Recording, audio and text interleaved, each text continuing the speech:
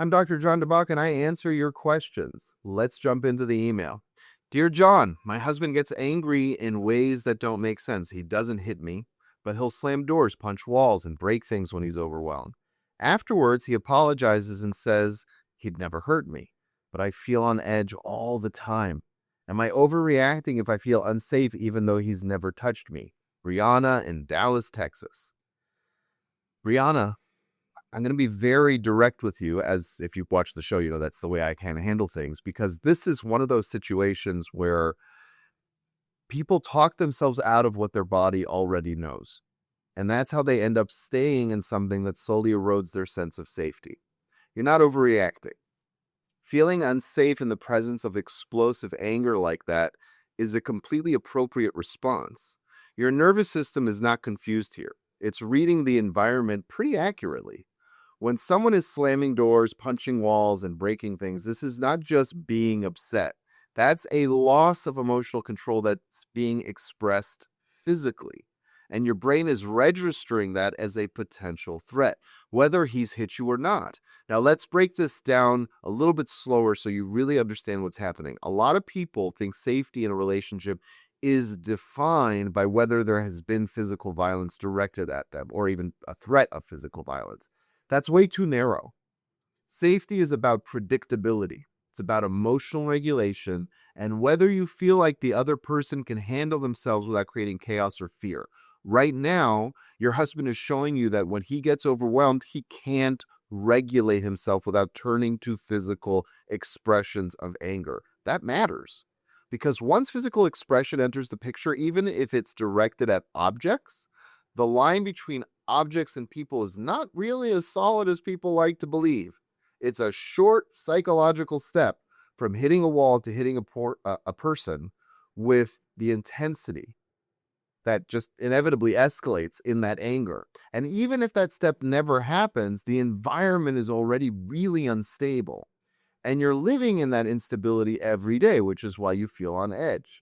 Now let's talk about the apology cycle, because this is where a lot of people get stuck. He blows up, he scares you, then he calms down and apologizes and reassures you probably that he would never hit you, right? At least according to your little email that you sent me. That creates a kind of emotional whiplash where part of you wants to believe him and move on, and another part of you is still bracing for the next outburst. That cycle doesn't create safety. It actually deepens the instability because you're constantly shifting between fear and relief. Over time, that trains your body to stay in that heightened state of alert. What's happening? What's happening, right? Even when things seem calm. So the fact that you feel on edge all the time is not a flaw in you. It's the natural consequence of living in a pattern where anger escalates to physical expression. And then it just gets smoothed over without any real change. Now, here's where I'm going to push you, because this is the part that determines whether this gets better or continues. The mistake would be to focus only on whether he has hit you. That's a mistake. That sets the bar so low that you're essentially saying, well, as long as he doesn't cross that last final line, that last step, as long as he doesn't do that, everything else is fine. That's not a standard that protects you. The standard needs to be whether his behavior creates a safe and stable environment. And right now, it doesn't. So the conversation you need to have isn't, you would never hurt me, right? That's a horrible question. Again, bar is way too low because he'll reassure you and nothing will change. The conversation sounds more like this. This level of anger expression is not acceptable in our home and it needs to change. That means no slamming doors, no punching walls, no breaking things, not less of it, none of it. Because those behaviors are not harmless outlets. They're indicators of poor emotional regulation. And they create fear in the relationship, whether he intends that or not. Now, let's talk about what change might actually look like for you, because apologies are not change. It's a good start, but it's not what actual change looks like. Change is him recognizing that his anger is out of control and actively taking steps to address it. Now, that could mean individual therapy focused on anger management. It could be learning how to regulate his nervous system before he escalates. It could be developing non-destructive ways to process frustration, like joining a gym or a karate class or jujitsu. As long as it's outside the home, all that's good, right? And also being willing to remove himself from situations before he reaches that breaking point. Here's the key. This has to be consistent over time. Not one good week, not a few calmer moments, but a sustainable, a very sustained long-term shift in how he handles anger. Because trust is not rebuilt by promises, it's rebuilt by repeated experiences of safety. Now, here's the part that people don't like, but I'm going to say it anyway. It's something you need to hear. You can't make him change. You can't make anybody change. You can't calm him down enough that this goes away. You can't manage his emotions for him. The only thing you control is what you are willing to tolerate and what you would do if the behavior continues. That's it. So you have to get very clear with yourself.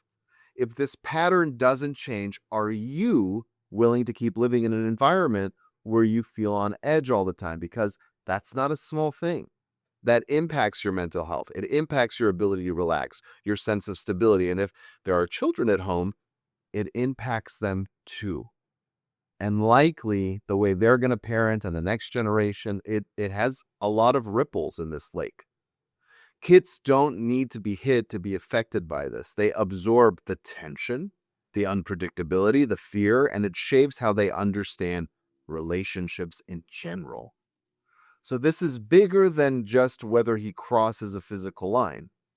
Now, I also want to address something directly here because it can be confusing. You said he tells you he would never hurt you. I don't doubt that he believes that when he says it. I really don't. Most people who behave this way don't see themselves as abusive. They see themselves as overwhelmed, stressed, pushed too far, but intent doesn't determine the impact. He can believe he would never hurt you and still be creating an environment that feels unsafe. And if he's not willing to take responsibility for that impact and change the behavior, then the reassurance becomes meaningless. So here is your answer. No, you're not overreacting. Feeling unsafe in response to explosive, physically expressed anger is a healthy, protective response. The issue is not whether he's hit you, it's whether his behavior creates a stable and safe environment. And right now, it does not.